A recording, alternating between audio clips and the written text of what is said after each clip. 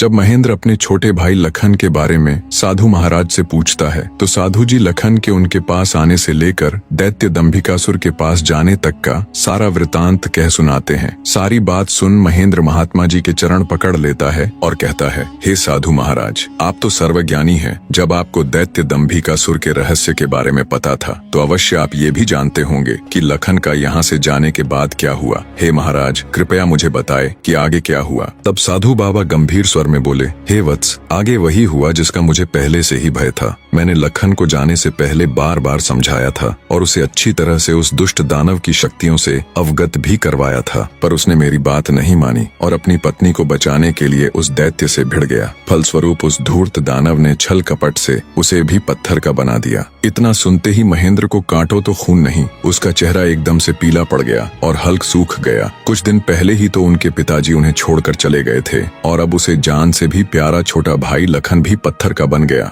उसकी हालत देख महात्मा जी उसे सांत्वना देते हुए बोले, बेटा अब क्या हो सकता है, होनी को कौन टाल सकता है। महेंद्र तो जैसे शून्य में था, मानो उसके शरीर में प्राण ही ना हो। कुछ देर तक वहाँ घोर सन्नाटा छाया रहा। कुछ होश ठिकाने आने पर आंखों में अश्रु लिए महेंद्र बोला, हे महाराज, अब आप ही मेरी मदद कीजिए और मुझे रास्ता दिखाए जिससे मेरा अनुज फिर से अपने मानव रूप में लौट आए। महेंद्र की बात सुन महात्मा जी बोले, बेटा ऐसा तो कोई रास्ता नहीं है। जैसा कि मैंने बताया, उस दुष्ट दानव की 7 गुत्थियों का जवाब देना ही इस समस्या का एकमात्र हल है। कोई व्यक्ति जब उसके सभी सवालों के जवाब देकर उसे पराजित कर मौत के घाट उतार देगा, तब तुम्हारा भाई लखन ही नहीं बल्कि उस मक्कारी दैत्य द्वारा श्रापित किए गए सभी जीव अपने वास्तविक रूप में लौट आएंगे। महेंद्र बोला, महाराज आप तो सर्वशक्तिमान हैं, फिर आप ऐसा क्यों नहीं करते। महेंद्र की बात सुन महात्मा जी बोले, बेटा बेशक मैं उस पापी दानव के सभी सवालों का जवाब दे सकता हूँ, पर मेरी भी कुछ सीमाएं हैं जिन्हें मैं चाह कर भी नहीं लांघ सकता। इतना कह साधु महाराज चुप हो जाते हैं। तब महेंद्र बोला, ठीक है महाराज, तो फिर मैं खुद जाऊंगा अपने अनुज को बचाने और उस दुष्ट दैत्य के सवालों का जवाब देने। महेंद्र की बात सुन महात्मा बोले, बेटा तुम भी उसका कुछ नहीं कर पाओगे।